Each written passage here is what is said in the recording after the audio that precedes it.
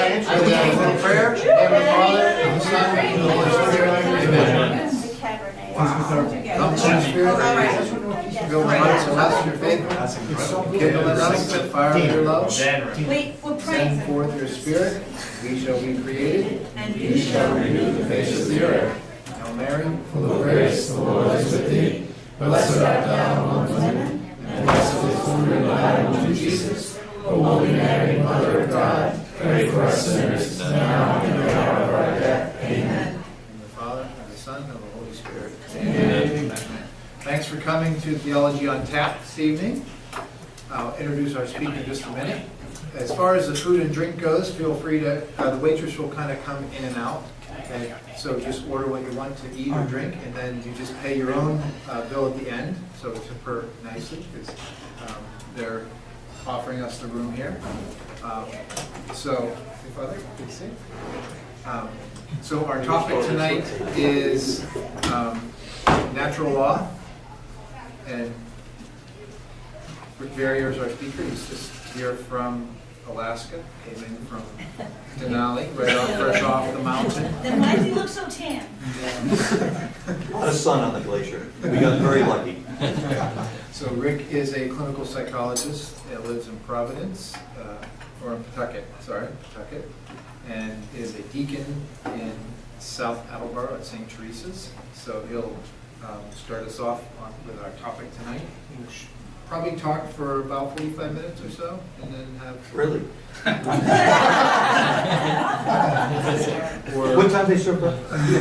however long, and then we'll have a little question and answer at the end. If at any time you need to leave, okay, you can just head right out. Just make sure you pay the waitress first before you go. Very nice. Very bad.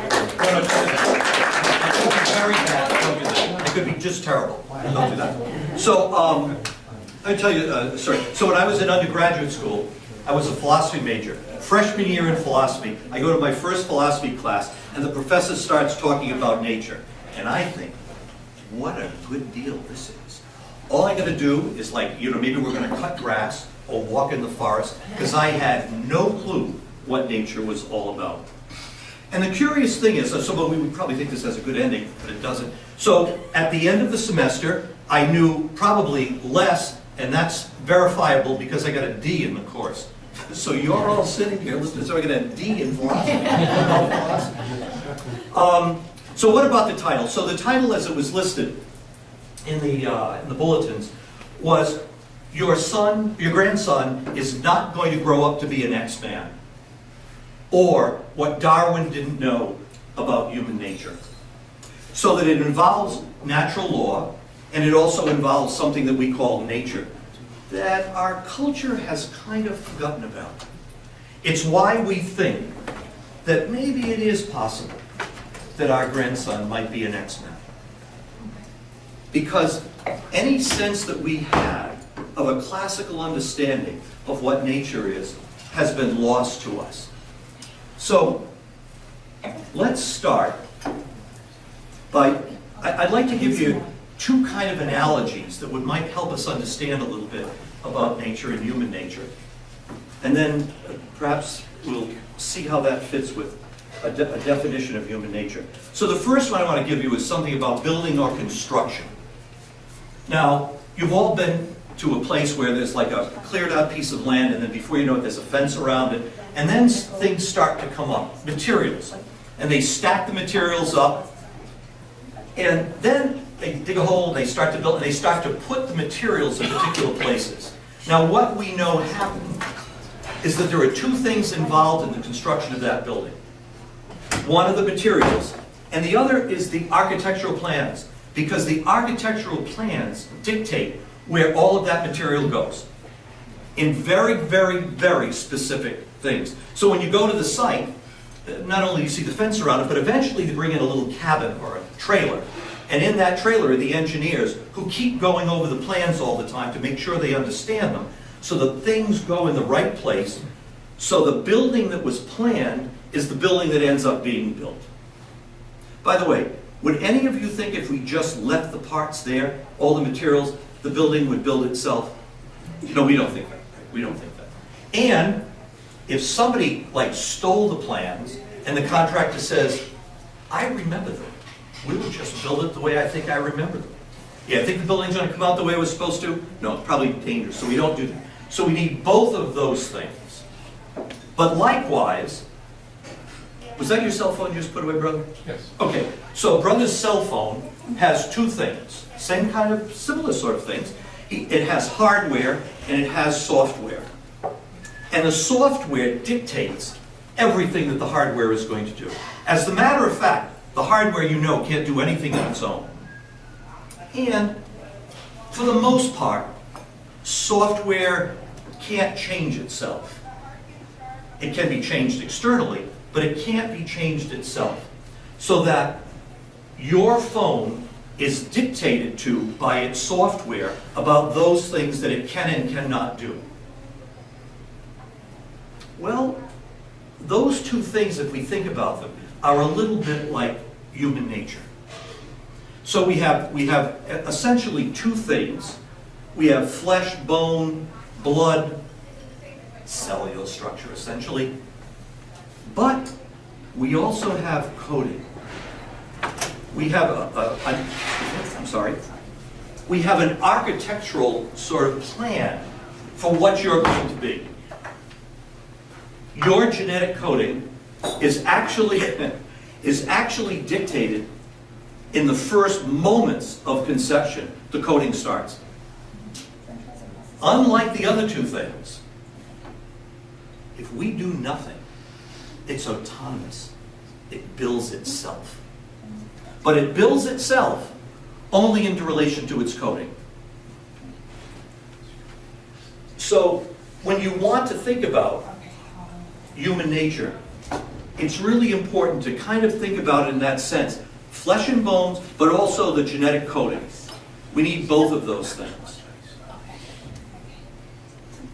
Without the coding, nothing would happen to all those cells.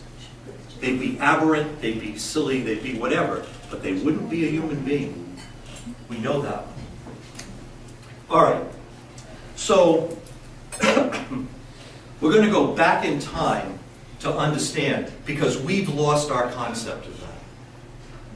We've lost our concept of that. We actually believe that we can choose to be pretty much anything we want to be.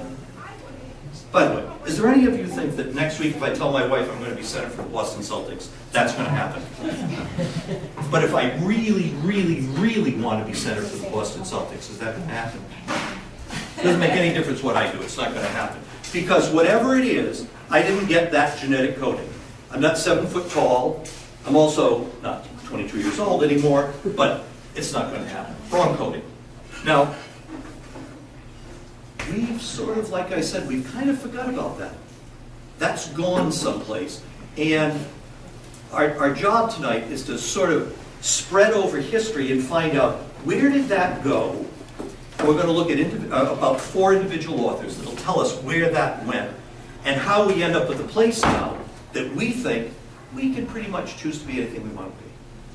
Okay, so let's start in the actually the mid-16 to late 1600s into the 1700s, and we call that the Age of Enlightenment. And the Age of Enlightenment is a sort of intense rise of science. We start to discover things about the world around us through science that we never knew before. Newton's Principe, about how gravity works, and it's essentially a mathematical thesis about how gravity works. And we're like floored by it when people start reading it. Oh my God, these things are explainable.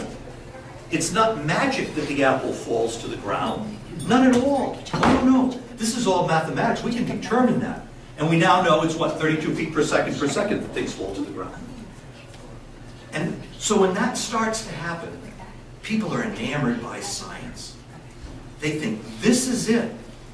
This is really what our humanity is about, and science will save us. Quite literally, they believe that. And academics buy into that right away. And it takes a while to trickle down, but it starts eventually to trickle down. And so I was thinking about where to start, and I thought it would be interesting to start, rather than with, philosophy of science, it would really be interesting to start with art. And so the art I want to mention is the first one. And this is written in the early 1800s. And Mary Wollstonecraft Shelley. And what does she write? Frankenstein. Now, if you happen to think it's about the movie that was done with Boris Karloff, it's really not about that. That was, something they did theatrical. The book is really an attempt to understand, for the first time in history, that humans are just flesh and bone and a little electricity. Because electricity was new, and they knew it did something, and they knew it was remarkable. And by the way, what's a defibrillator? Brings you to life. That's right. Brings things to life. There's probably some in here someplace, right? So if I collapse, and my son jumps up and comes over to me and realizes he can't get anything, he's going to run for the defibrillator. He's going to ask you guys, rip my shirt open, put it on my chest, and try to zap me back to life. So it isn't really crazy thinking, but it's meant to do something else. It's meant to start us to understand that humans are just flesh and bone and a little electricity. And it's a great story. If you haven't read it, you should read it. De Niro? Yeah. Yeah. Okay, so there's a... Do you know who did it? Kenneth Branagh. Oh, Kenneth Branagh. That's right, yeah. A Kenneth Branagh movie is called Frankenstein. That's what De Niro... Pretty much it follows the book. It's a great film about this. And so the monster is created. And what does the monster want? He wants to be loved by the creator, Dr. Frankenstein. And Dr. Frankenstein has a girlfriend, and they get married, and the monster is incredibly upset because the creator won't love him. And that's what it's about. Now, the element about love is a curious thing, but there's always explanations for this stuff. Always. So, how about when it was written and what it was about? So Mary Shelley wrote it in early 1800s. When did she write it? She wrote it during a summer vacation with Lord Byron, a real unusual fellow, and her husband Percy Bysshe Shelley. So they rent a home on Lake Como in Italy to spend the summer. It's beautiful, all that sort of stuff, except there's this giant volcano explosion in Asia, and the entire planet, mostly, on the leeward side of the wind, is covered with ash. It actually rains black all through Europe for the summer. So they're in this beautiful summer home, except it's raining black outside, the lake's turning, everything's terrible. So what do? Well, they hang around and tell stories to each other and take laudanum. Laudanum is? Any nurses? What's laudanum? Yes, that's right. It's liquid opium. And so when they first started to use opium, that's one of the ways they would take it. They would take liquid opium. It got really weird, and it gets so weird that at some point, Percy Bysshe Shelley tells his wife, Mary, that he has had an affair with her sister. And he really thinks maybe he loves her more than Mary. Yeah, that does not go over well with me. She's very displeased. And we actually find Frankenstein, the movie, coming from some of those emotions that Mary has. She wants to be loved, and he's in love with her sister. So, what we have then is the very first real understanding, or attempt to portray as an understanding, that humans are just flesh and bone and a little electrical spark. Not a divine spark, which had been believed up until this point. Just a little electrical spark. That's all we really need. So, we need somebody to sort of present this in a more succinct fashion. And, fortunately, we get them. And who do we get?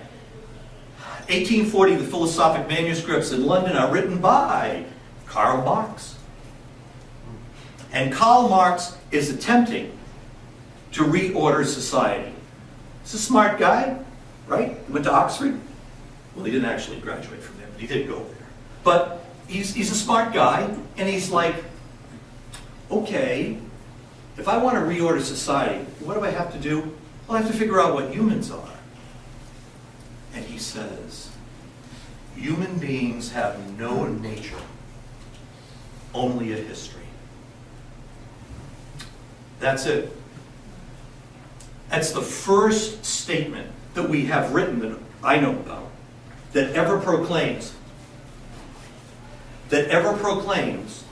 that man has no nature, only a history. This changes everything. You are only about what your history is about. Nothing else matters. Now, remember, Karl Marx isn't just commenting. He really wants to reorganize society. So from that, 9 years later, he writes the Communist Manifesto, in which he continues that and says that, well, actually, the only thing really important is that which forms history. And individuals don't really form history. The collective, the groups of people form history. And the group of people he didn't like who had formed history were the people of wealth. And the people that he wanted to form history were the workers, the proletariat. And so he starts his work designed to take apart culture as it stood.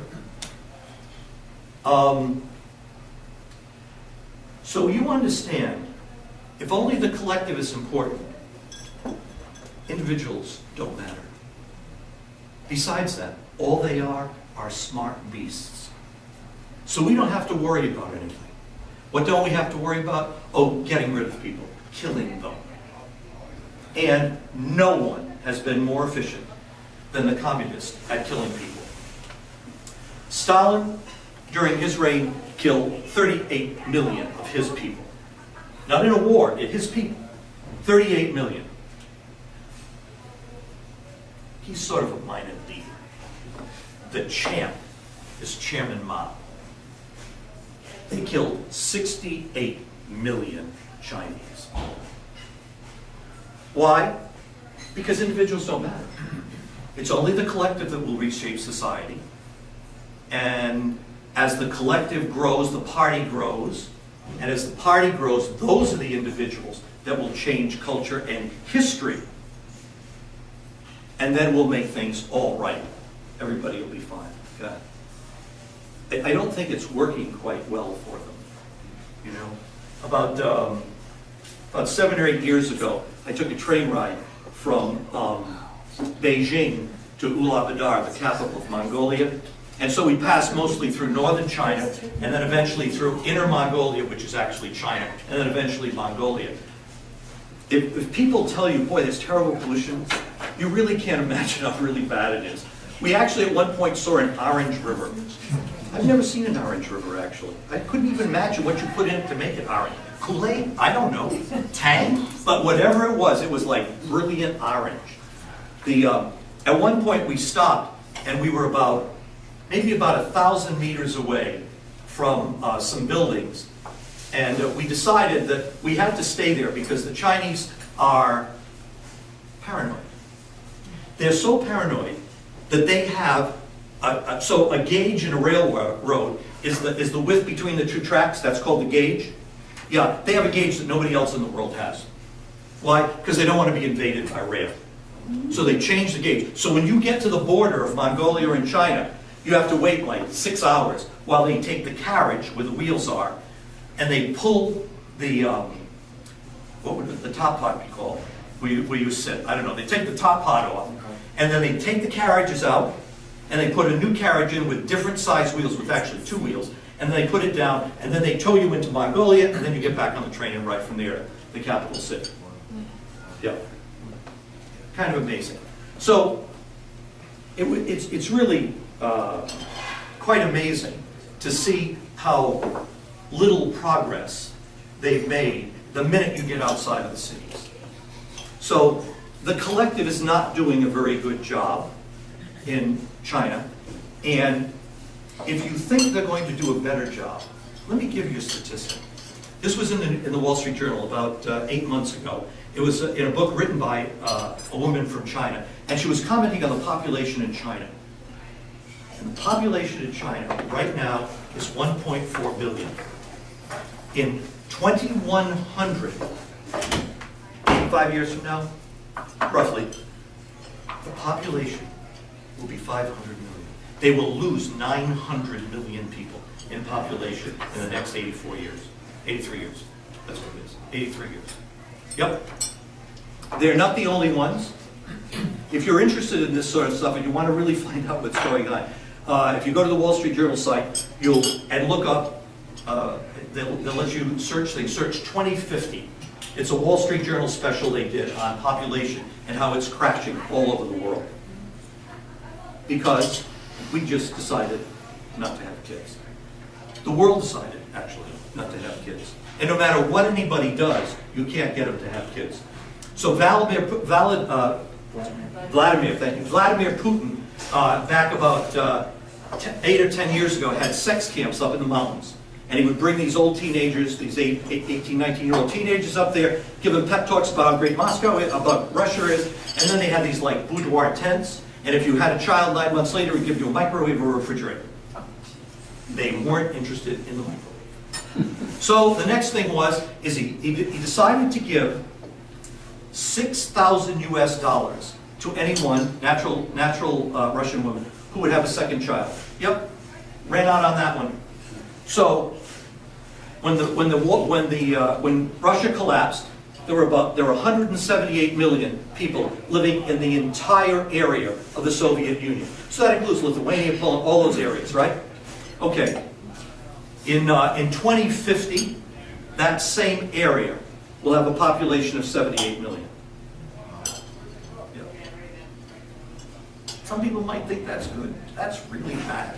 If you want to know how bad it is, read about the plague in Europe. We lost about 60% of the population. It's not good. And just to give you one example, I'm way off topic here. How did I do that? Isn't that amazing? We're interested. Just keep going. Oh, it's like so Stay far off topic. Sean's going to shoot me if I don't finish on time. I'll defend you. I'll do one more thing about this. So that right now in Denmark, they have a population program. And the population program is called Do It for Grandma. Because if you don't have a child, nobody's going to be there to take care of grandma. By the way, already experiencing that in Japan. Japan is way ahead of us on how terrible their population is. And they're making robots to take care of grandma. So it's really good. So we'll get back on track.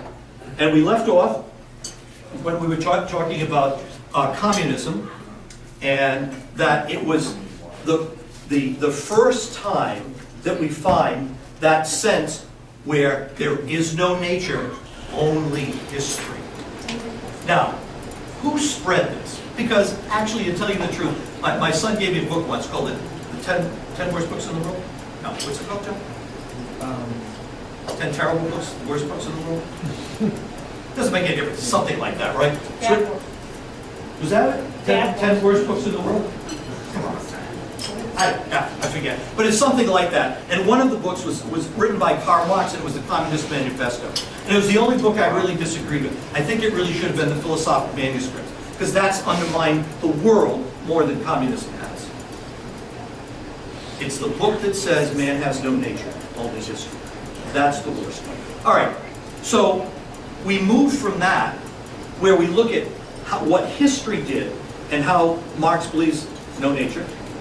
And now we're going to go to, okay, so how can we really spread that? Because nobody really reads that much. How can we really spread that? What happens? 11 years later, 1859, Charles Darwin writes The Origin of Species. Now, last week there was a book published. It was called The Most Influential Book in America, and it was actually The Origin of Species. The author thought that it was absolutely a book that's affected America more than anything else. I actually think that what we really find in The Origin of Species is something that has affected the world more than anything else. Now, in it, Charles Darwin takes the fact that man has no nature, only history, and he decides to think yeah, you know, I think that's really true. And he decides to say, well, if that's true, then where do all these things we see come from? Oh, I know where they come from. They come from the environment. All the animals that we see have no nature. So if there's no nature, the only way they can develop is through natural selection. Now, natural selection simply means, you know, sometimes you hear it the other one, the survival of the fittest. Yeah. Okay? But that's natural selection, same thing. And it doesn't really mean nature like we know it. It really means environment. That's what he means. Now, his belief, so he goes to the Galapagos Islands, but off the coast of Ecuador, and he studies, and he finds something that we call now Darwin's finches. And there are 13 different species.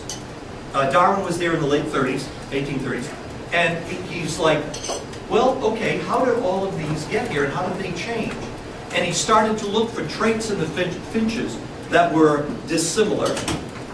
And in the end, he actually couldn't find anything that really made them distinctly different in the sense that it was a different species.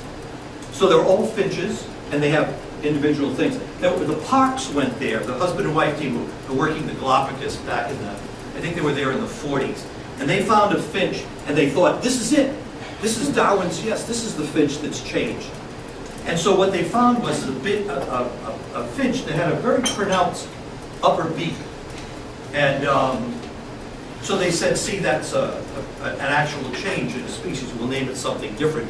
What it actually really was is the thing went away when actually they had a whole bunch of rain, and the nuts that the finches eat dried up, got wet, and they were easier to open. All that really was a type of callus on the top of their top beak or bill. So Darwin admits himself at the end of Origin and Species that if you don't find a transitional species, then this theory is won. It's gone. We have never found a transitional species. Never.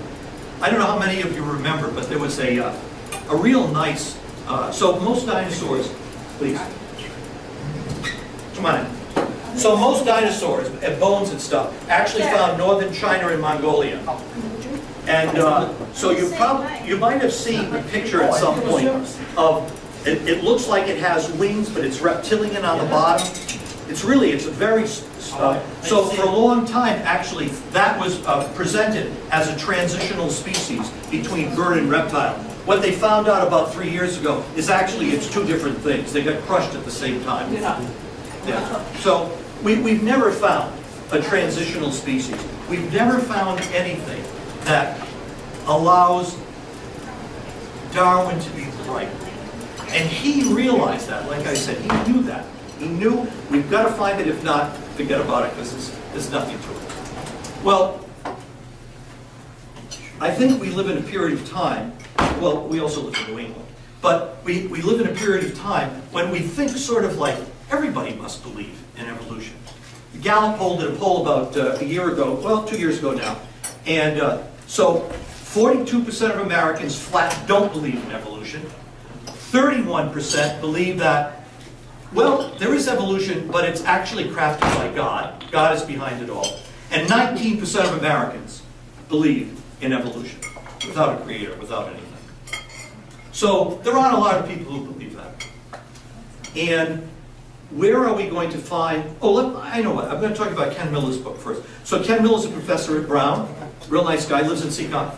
And one of the things, Ken wrote a book about maybe 15 years ago now, and it's called Finding Darwin's God.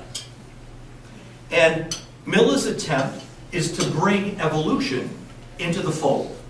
Sort of we used to call something like that, baptizing evolution, bringing it into the fold. However, I'm going to suggest that really the problem that Ken has is at the relative beginning of the book with page 52, he actually asks what I would consider the wrong question. He wants to know, and he said the question we must pursue is, where did we come from? Okay, let's go back to the building example, right? When you drive by a lot and you see a building getting ready to be constructed, you see all the materials up, how much time do you think, I wonder where that steel came from? I don't ask that. What do I always want to know? What the heck is that going to be? Yeah. Are we going to get a decent New York pizza place in this area? Or when is that going to happen? I want to know, what's it going to be? And most of us, right, are curious, not in the beginnings, we want to know about the end. What will it be? Well, like I said, we find Ken, and Ken's perhaps kind of bought in a bit to Darwin's theories and decided that he's going to actually spend time, and he does, he spends an entire book, helping us understand how these two things can fit together. He never talks about nature. And he wrote, and you got to give him, you have to be understanding a little bit, because he wrote before the real big understanding and presentations of genetic coding. He wrote before that. So it's really, once we start to understand genetics, we really understand much more about the architectural plan and the importance of software, that human beings are actually all about genetic coding. So, we've talked about history and nature and all living species and nature, right? All living species, which is Darwin, and the end of nature. And then, well, let's go one more, because we've been like in the beginnings and sort of around the world. Let's go into humans. So who brings this into humans? A Austrian psychiatrist, Sigmund Freud. So he writes in the late 60s into the 1860s and 70s into the early 1900s, and by the time the war is over, everybody believes what he writes. Except he has to try to explain why we act, which is an important part of understanding our human behavior, but he just believes we're just smart beasts. So in the end, ego, and superego are actually nothing but historically determined instincts. We just have instincts. This has such a profound effect on psychology, academics, everybody picks it up. And there's one fellow who, in the 1950s and 60s, tries to get around this. And that's Maslow, and Maslow talks about some kind of like Uber kind of experience that we can have that helps us be better. Like, how come a guy is willing to die for his wife? Something's up. That's not instinctual. And so he tries, but the problem is he tries to do it within the context of Freud, and you have to step outside of that. You have to go back to nature to get that. You have to go back to nature to get that. Because actually, we have experience of people willing to die for others from the very beginning of time. So, we can't call it as Freud does. Freud says, well, what about that instinct? Come on, Siggy, where'd that one come from? We had World War I. A lot of people died for their friends in World War I. That's not instinctual. Yep, skips over that one. They don't go to those places. Because it really does eventually drive them back to an understanding that there's something beyond what, and that's beyond is what we call nature. There's something there that we've missed. So, everything that pretty much you'll read in academics now about psychology and human behavior is predicated on this kind of understanding that we're just smart beasts and our behavior is about instincts. And Freud actually trumps us on this one a little bit better. He says that if you don't go along with your instincts, you're going to get ill. That repression of your instincts is what causes sickness, mental health. So, he really wants you to give into the beast part. No divine spark, you're just a smart beast. You might as well give it, because if you don't, it's just going to make you sick. So, what we find now is that it's become so hard to actually work that with patients that nowadays we've gone back to the sort of, psychiatry has gone back to simply writing scripts. Oh yeah, no, it's just something biological. We'll write a script for you. So it's actually hard to find a talking psychiatrist anymore. They just write scripts. They see you for 10 or 15 minutes, and they'll alter your medication and change your medication because they believe that the woman across the street from us is a psychiatric neurological resident at Miriam. And we were chatting outside the other day. She has an incredibly cute little baby who's like 16 months. She looks like she could walk through a wall. She's like really tough shit. Incredible. Well, anyway, we were out playing with Matilda. They were out playing with Matilda the other day when we were chatting. And she was talking about just that it's so difficult to learn all the medications that you have to write for scripts nowadays, that it's hard to keep up. And I mentioned that, so Miriam has an incredibly great psychopharmacologist there, so the docs don't have to do that anymore. They call the psychopharmacologist and say, yeah, what about the, is there any interaction problem you worry about? The psychopharmacologist say yes or no, but try this. And because that's what it's about. Because we're just smart beasts. It's only about our instincts. We'll fix the biological thing and everybody will be fine. Yeah, so not working so well.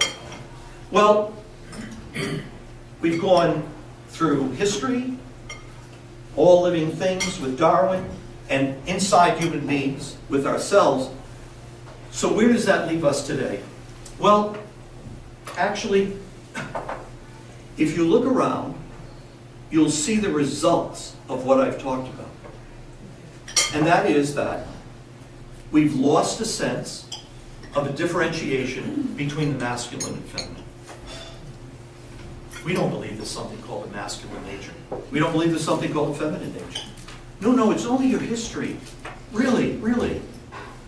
And you change your history, and you can change that.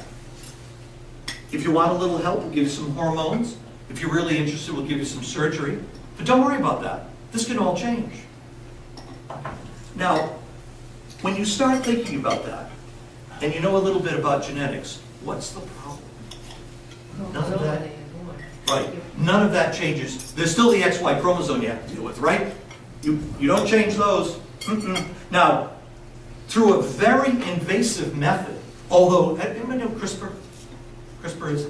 So CRISPR is this new, incredibly cheap, $250, and it starts you editing things genetically. You think that's going in a good place? Oh, $250. You can buy CRISPR, and it's and they actually send you a kit, so you don't only get the software, you actually get some kind of bacteria, and they show you how to genetically alter that bacteria. CRISPR is, matter of fact, China has bought like zillions of these CRISPR things. It's an incredible. So, do you use it at school? Do you use CRISPR at school? I have not, but No. I know what it is. Yes, right, I've okay. never heard of it. Yep, so it was probably about 3 years old, and it's just a set of software that takes the genetic coding and presents it, and actually, like with the bacteria they give you, it tells you how to edit it. So you want it to be resistant to cold. It tells you a little bit, okay, so if you take this out, take that out, it'll be resistant to like, I don't know, -10 or something, I don't know. But it's going to be remarkably, I think, disastrous in the future. I mean, you really, come on, think about this. You guys out there that wants their dog to jump over, a building. This is going in a bad place pretty soon. Won't take long. But CRISPR. So what we've seen and learned is that while you can change genetic coding, it's a remarkably invasive process.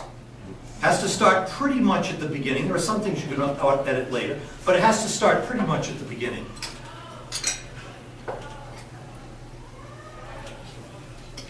The interior, our coding is the architectural plans are going to stay the same.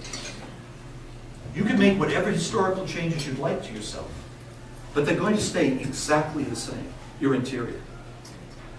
And so,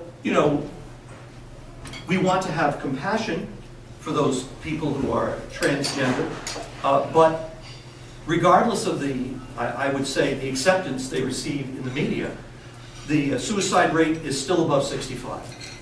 After the transformations, after the hormones, sometimes surgeries, it's still above 65%. Why? Well, I don't know. I met them, but it's really about the fact that these are very unhappy people who have decided to be different than their nature. They have decided to step outside of their nature. Now, look, I know and you know that somebody's going to do this. They're going to absolutely start messing around with genetic coding and start to change some of these sort of things. It's not going to go well. You want blue eyes or green eyes? Yeah, we can handle that one. But the other things, it's going to get real sticky when this happens. And it's already happening. China's doing this research. Japan is doing this research. And it's going to go really, really badly for the human race. And in the meantime, we're having a population decline that's immensely drastic. So it's a kind of interesting way. But all of the things that we see homosexuality, despite what you hear, but you've never read in the New York Times, there's no genetic coding for that. Nobody's found it. When you find it, when some scientist finds it, it will be on the front page of the New York Times for the next 8 weeks. You will not miss it. Why have you not missed it? Because it's not been there. Nobody's found anything yet. What does that mean? That means it's something other than genetic coding. And that means that we make choices, we live through choices. So our culture is determined to rush down this path that we have no nature. Only a history. If you change your history, you can become and really become anything you want to become. A woman, anything. And the anything is getting more and more bizarre, I think, for us. So I think that time. So that I think it helps us understand a little bit about this history, about human nature, about how it was started and created. We have genetic coding, and that this coding determines what we are, and that it's very difficult to change. It's invasive, which means it doesn't happen because I'm some animal and decide, oh my God, the leaves on the top of the tree are like incredibly great. I'm going to get a long neck and start only eating the leaves at the top of the tree. Can't do that. Nope. It's an interesting theory, but it's just a theory, and it's not going to work. Not going to happen. My coding has to change in order to do that. And since we know coding doesn't change from the outside in, it doesn't happen. All the species we see were part of a plan at some point, an architectural plan. And they're all here for that. And I would suggest that it really puts us in the eye of a creator. I don't know how many of you remember this. A guy named Lennox teaches at Oxford. He wrote a book called God's Undertaker. Has science buried God? If you're looking for a good read, you should read. He's a mathematician. It's a great read. So one of the numbers that he gives is the number for humans to have started spontaneously. So let's think about this number. It's 1 with 10 zeros after it to the 123rd power. Before you get to the 4th power, you're at a trillion. Matter of fact, I used this once at our parish, and I tried to help them understand how big this number was. I said if you took all the walls of the church and covered them with gypsum, painted them white, and started to write 2-inch zeros, and the zeros touched on all 4 sides, the church could not contain all the numbers of zeros. As a matter of fact, we'd need another church. That's the number for humans to be spontaneous. By an Oxford mathematician, because I have trouble counting past 10. But it really is quite amazing. So it gives you, something to think about when you read newspapers and you see things on television. Something to think about. How can that be? And maybe some of the things we talked might give you things to think that might help you answer that question. Okay. So, anybody have any thoughts or questions or anything? I I have too many thoughts. I have so many questions. That was awesome. So, I'm thinking about Dawkins. Right. I want to try to explain God having any part of it as a designer in nature, Right. in man. Right. He goes so far, have you ever seen Expelled? Yes. He goes so far as to say, possibly, well, alien cultures must have planted Right. man, or whatever it is, the codes here. Yeah. But that begs the question, well, who planted the alien code on the alien planet? I mean, you could go on and on and on. So, That's a great point. Oh, please see it. Ben Stein Expelled. asked Dawkins that question, and so at some point, Stein looks at him and says, so actually, it's anything but God. And actually, Dawkins is right. He says, yes, it's anything but God. They'll believe anything, they just resist it. That's right. So, anyway, Deacon, I have to say, so many things I want to talk about, I could talk to you for hours, so, and then I'll shut up, I promise. But, what gives me not pause, I have days where I have such sadness over the generation now, especially young people. Like it's overwhelming, and I feel like, okay, the Lord must want me to be here with him on the cross as he looks at this. But it's so deep, the lies that are being bought. It's so, when I try to engage people, even on the life issue, or marriage issue, and conjugal union as opposed to sterile union, or whatever it is, Right. I get literally like a scattershot gun, like of all this spin and thoughts with a little bit of truth, but a lot of crap just kind of shot at me.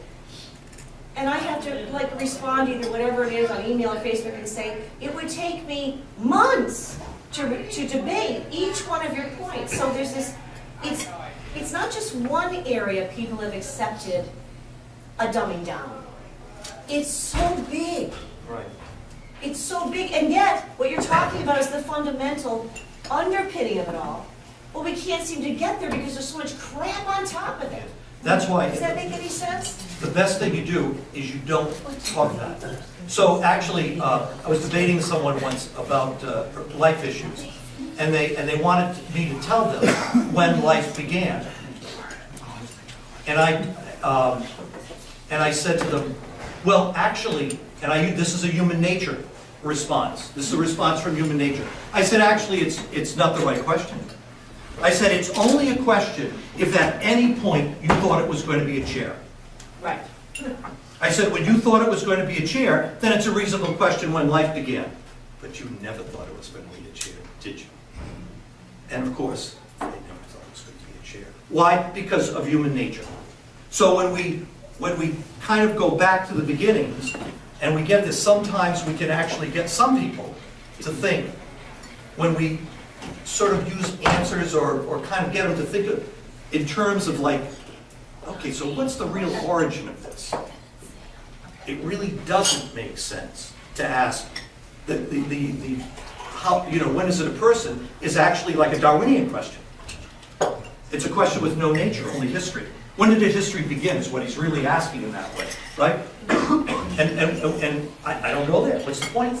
I said, no, that's only a valid question if you could tell me when you thought it was going to be a chair.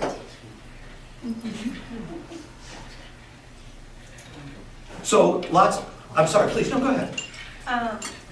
Were you finished? Absolutely. For you, I was finished. The repression of your instincts causes illness. Yes. Can you elaborate on that? Sure. So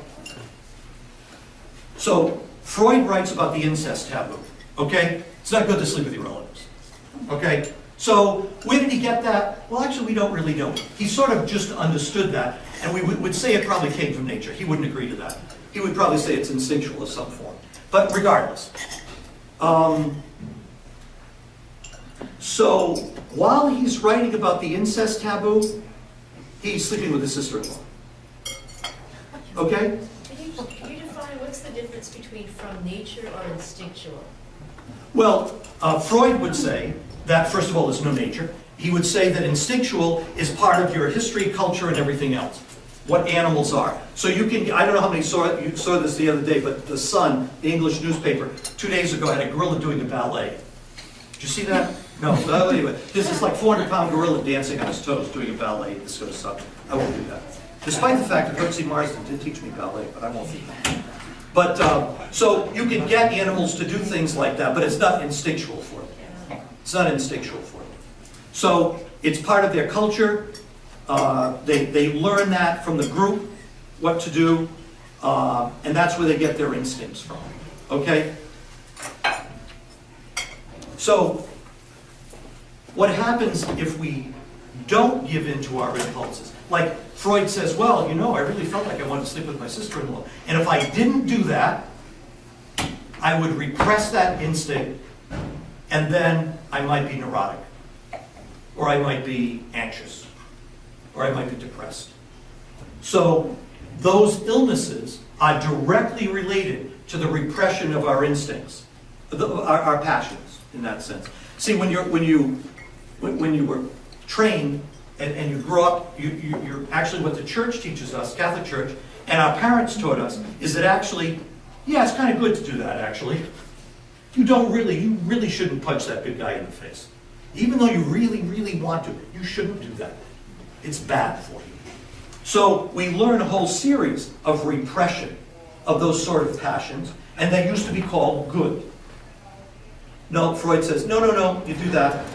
What does it do? It releases the beast in us. We really are smart beasts, and it releases that. I don't know how many of you remember that. It's a great 80s movie, Wall Street. And at one point, Gordon Gekko, thank you. Gordon Gekko gets up and he says, greed is good. Yeah, see, right out of Freud. Freud loves that. Give into that. If you don't, you're going to get sick. You might be anxious. You might be depressed. Don't do that. You got to give into those instincts. Make sense? Or well, I don't know if it does make sense. Well, are you saying that that's kosher? Kosher? Yeah, like is Well, that... he was Jewish, but only socially. Are you What do you mean? saying that's like correct? No, it's crap actually. It's crap I don't mean actually. to say that. I said it 3 times already. It's really, yeah, it's just foolish. What he's doing is just, he thinks we're smart beasts, and he says, give into that part of you. You could be a beast. Okay. Yeah? Yes, Okay, yes, it's yes. bad.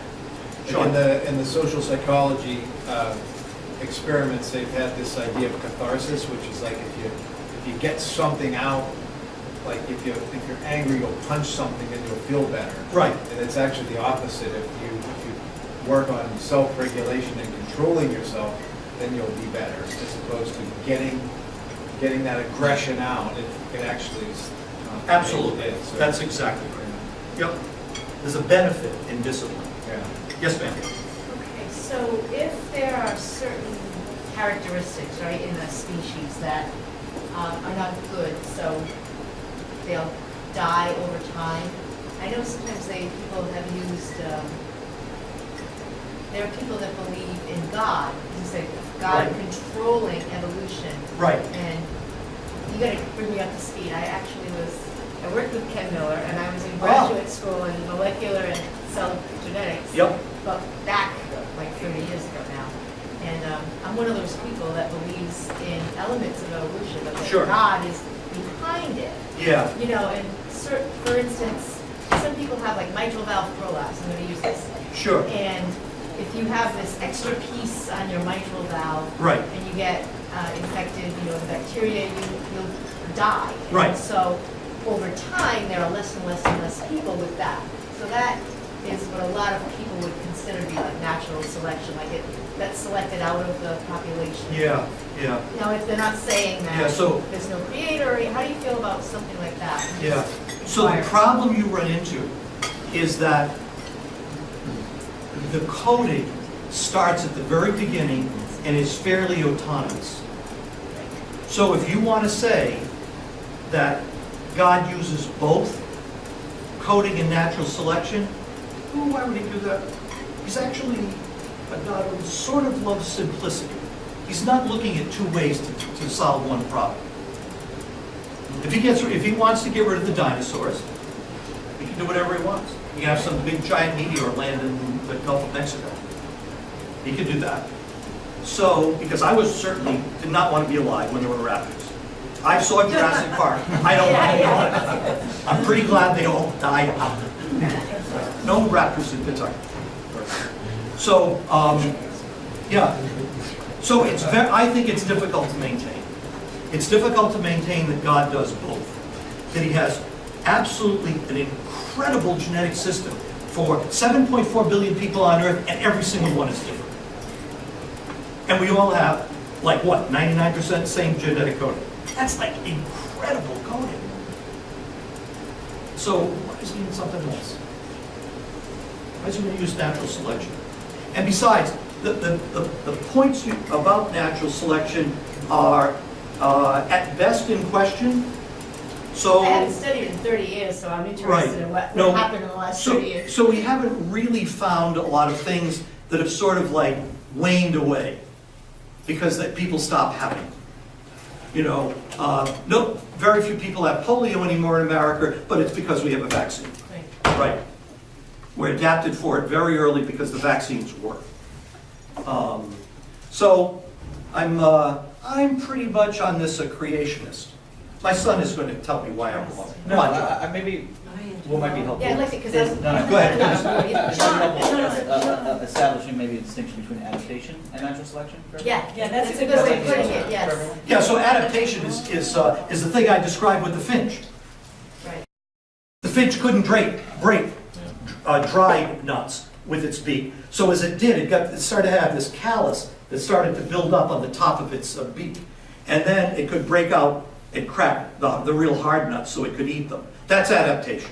Everybody has that. We're actually, humans are particularly good at it. So we can live down in Miami, or we can live in a glacier in Alaska. We can do that. It's like fantastic. So we have tremendous adaptation. But that's all adaptation is. It has nothing to do with our coding. It actually really doesn't have to do with our nature. Nothing. They're separate from those things. Please. If you're saying that our genetic coding hasn't changed, Yep. then like wouldn't we all be the exact same? Like we would, like our genetic coding would be the same as like the giraffes or something. Same as a Giraffe or like any other animal. No, because giraffes have genetic coding that is not the same as our coding, ever. It's always different and always has been different. Same with primates. We share a lot of the same genetic coding, quite a bit, but it's always those last little bits that make the difference. And so, it doesn't make any difference really how much longer you put into it. So anybody know what the oldest tree in the world is? You can't answer. What's the oldest tree in the world? What? Like 5,000? Yeah, what is it? The red oak. A what? Red oak? Nope. Drilled up one. It's actually, wait a minute, it's alive today. Yeah. Is it in Mexico? No, it's in California. Yeah. Right, California. It's called a bristlecone pine. There's one in California, Northern California. It's 5,000 years old. 5,000 years old. So actually, adaptation. They have droughts. What does the tree do? Stop drinking. It like shuts off. I think a lot of people that say they believe in God and evolution are saying they believe in adaptation. I think you're I right. think- Yep, I Yeah. think that's very accurate. Yeah. So the bristlecone pine is a tremendous example. It's been around since before the first Egyptian dynasty, it was around. That tree, that particular tree, not a species, that tree was alive before the first Egyptian dynasty, and it's still alive today. None of its coding has changed. What I find interesting that really started me reading as much as I could in between the lines about the evolution question, and I'm more towards creationists. As weird as it sounds, because I don't even believe that of myself, but yes, I'm going more that direction because of how much I've read. But what really started me on searching was a friend of my daughter's at a Catholic high school, because of how the book was worded in their biology class, it wasn't really about Darwin being a theory, it was fact. It was taught as fact. Right. It's So right. we have new atheists coming out of high school, Catholic high schools, all the time. So what I did was I thought, I'm going to go to some prominent atheists and I'm going to look and see where they turned, where they left faith that they had in me. Mhm. And it almost always, a study of biology in high school, I could tell you one after another of Yeah. atheists who turned when all of a sudden it's Darwin. So we're talking about nature again. So I'm putting the two together because I believe in God. What is that weird alchemy that turns people that believe in Darwin into atheists? And I want to be open to, the church says you can believe in evolution, certain, as long as you can believe God breathed a soul at a certain point. What I'm saying is the more I read, Yeah. Deacon Rick, the more I realize there is no proof, real proof for the Darwinian model of evolution. No. And also, you know, that, forgive me, I wish I could do chapter and verse, but there was some kind of definitive fossil of, not Lucy, but somebody found where it was definitely a humanoid, like a transition ape. Yeah. But then recently, not too long, in the last 2 decades, they found human footprints right near where they found that. So Right. all of a sudden they said, oh, well, maybe there were humans earlier than we thought. Well, how about that was just an ape species that didn't survive? What I'm saying is some of these fossils they say are man in a stage, Sure. could have just been an ape. Yeah. Yeah. So actually, the real, one of the curious things about that, Does that make any sense to what I just said? No, it does, because what we really have, if you think about it, if you take all the fossils at all the museums and put them together, you have actually a minuscule amount of history.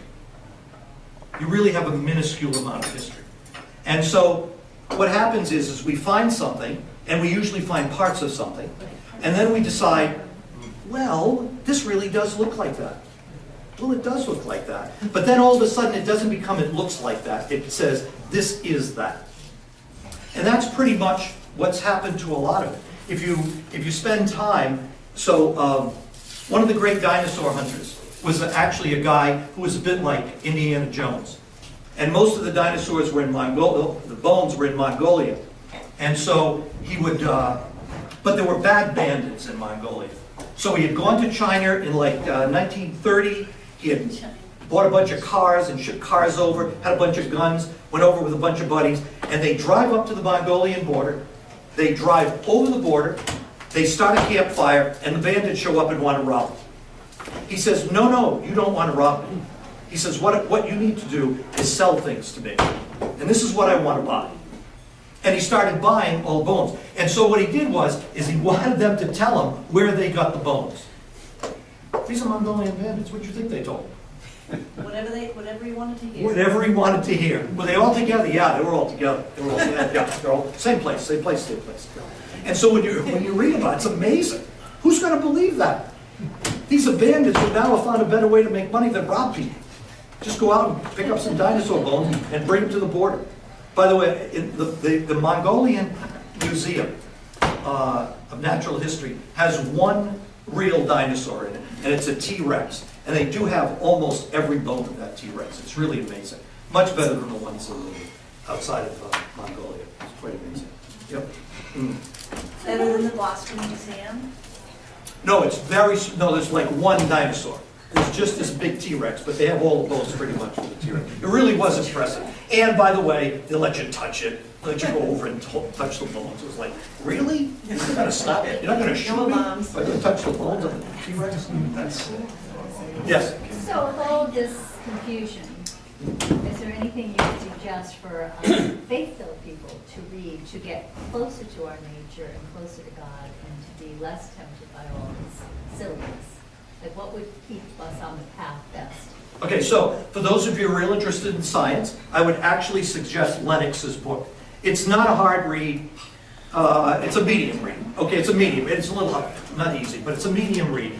Lennox, and it's called God's Undertaker. It's available in paperback, Oxford Press, I think. And it's like, if you go to 8 books, it's like $4. So if you were a science person, that would be something I think most people would be interested in.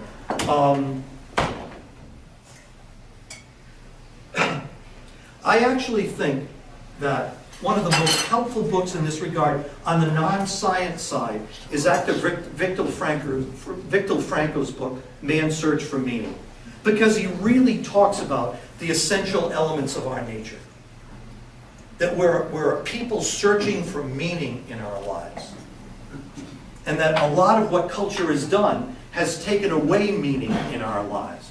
We've tried to replace it by work, we've tried to replace it by success or money or something like that. But Frankl's got the right thing. Man's Search for Meaning, Viktor Frankl. That might be an interesting one to help us understand a little bit. John? 10 books that screwed the world. Oh, that's right. If you want a good overview, there's, what's the guy's name? I don't remember the guy's name. Okay, got 10 books that screwed up the world.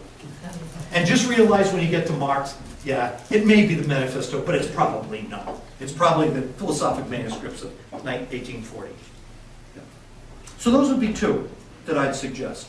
One would be about science, and the other would be about our nature and our meaning. Yeah, Frankl's book, very good. Yes, sir.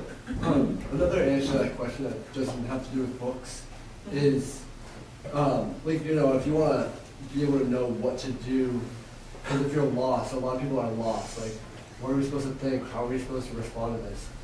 Talk to people. Talk to people that have different opinions than you. You don't have to argue. You don't even have to respond, but listen to what other people are saying. And you might learn a thing or two, and it will definitely help you strengthen your beliefs. It will help you like realize what you think.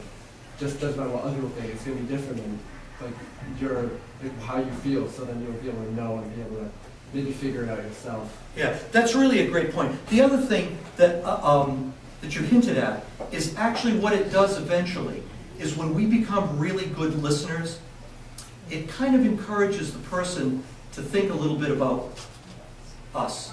And maybe, you know, maybe they've got something. You know, they didn't argue with me, they didn't do what the other people did. Maybe they've got something. That's really a very good idea, and a very good notion. That we really need more listeners. I do leadership stuff occasionally, and that's one of the things I talk about. I talk about the 10 characters of a good leader. And usually, all the good leaders are the best listeners in the room. They ask the best questions and they're the best listeners. And it leads people along that way.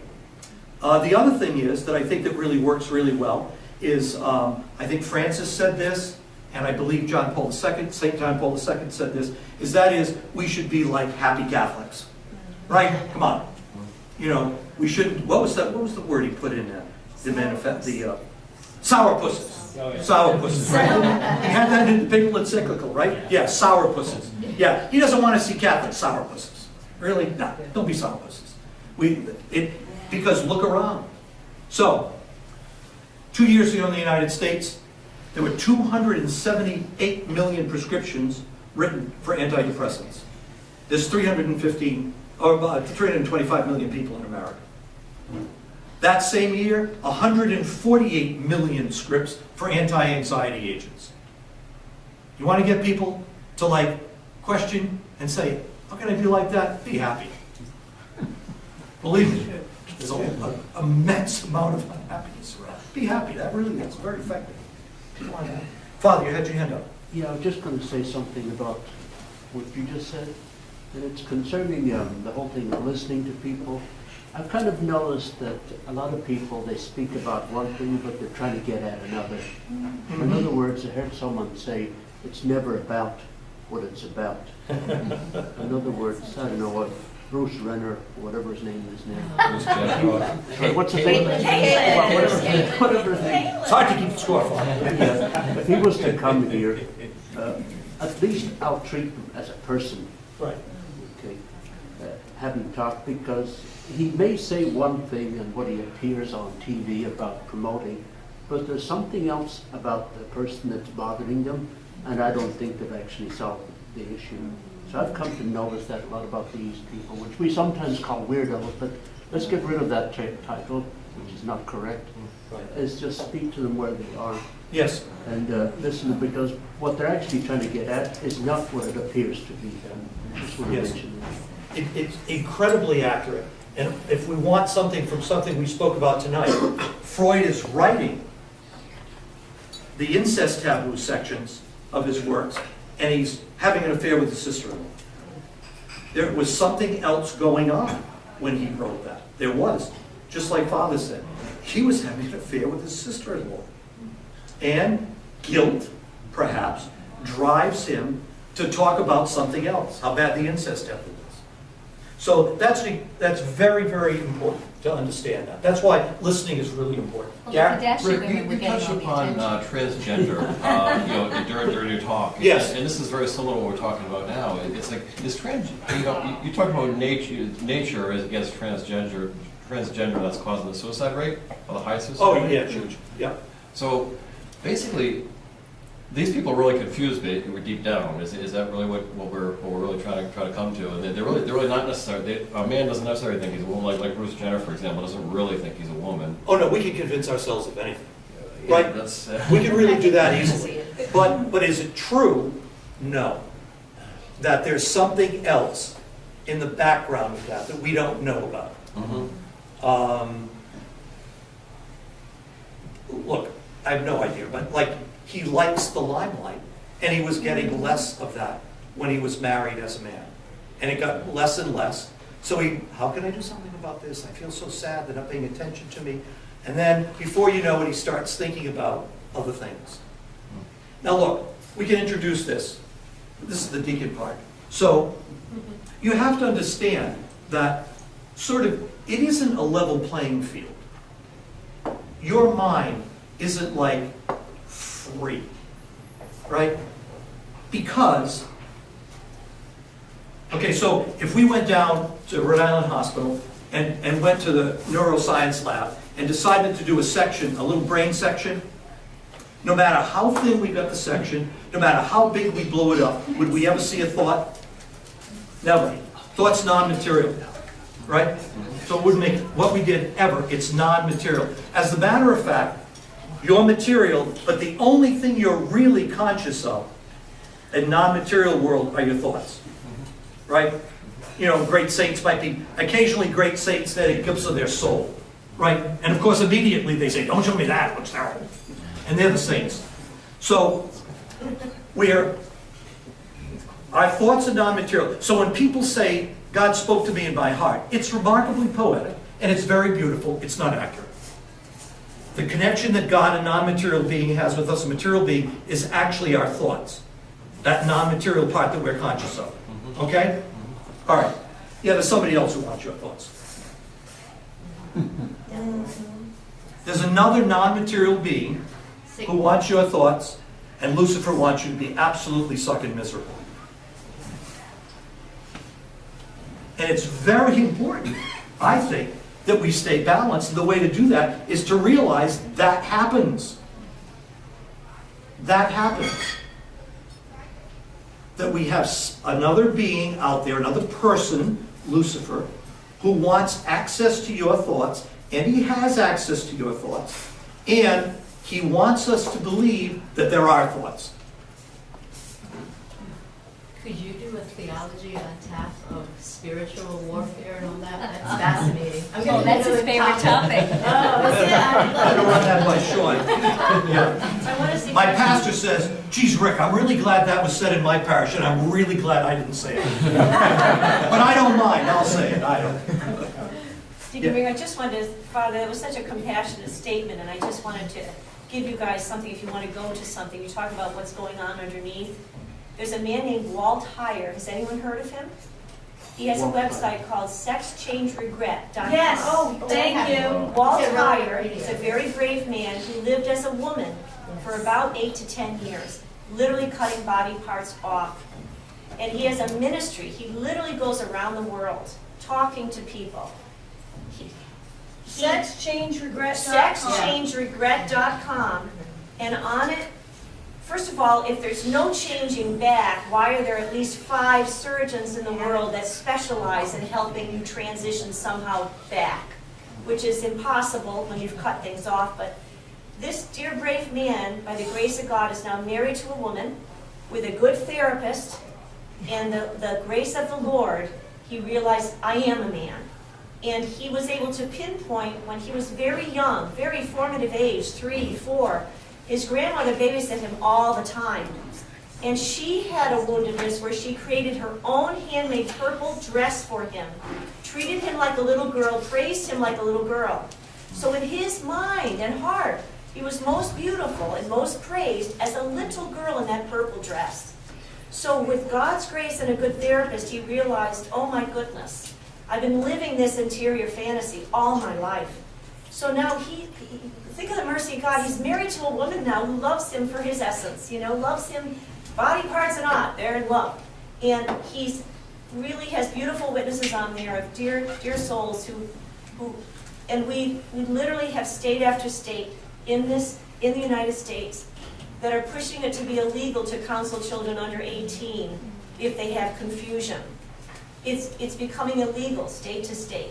So we have parents going to pediatricians who are pro-transgender, literally, and they're saying, wait and see till they're at least 18. Most children grow out of this when they go through puberty, and the parents are taking those children to a doctor who will affirm them to pump them with hormones. So we're in this sad place where there is this woundedness. Relevant Radio the other day, Deacon, there was a doctor on talking about almost all the time underlying as a pathology, that a gentleman came to him wanting to be a woman. When they realized he was schizophrenic, as soon as he's on the right meds, he didn't want to be a woman anymore. Sure. So there's underlying pathologies almost always, but we're not even allowed to address it as an illness anymore. Right. Just one more thing, Sean, one more thing? Just one thing. So about last October, I was at Brigham and Women's, and I met with a physician and stuff, and then we were chatting after, and another physician came in, introduced me, we chatted, and he didn't know me and I didn't know him. And he said, you're really going to really appreciate this, Rick. He said, we've had a program here for about 2 years at Brigham and Women's. It starts when you're 5, and the completion's when you're 18, and it's about teaching children how to choose a gender. Brigham and Women's. Oh my God. Yes, you told me that. That's awesome. I saw that on TV. Yep. It teaches them how to choose their gender over a period of time. It's every Saturday morning you can go in. Yeah, oh, is that right? Yeah. So I said that would be the last, I'm sorry. Thank you, Rick. Thank you.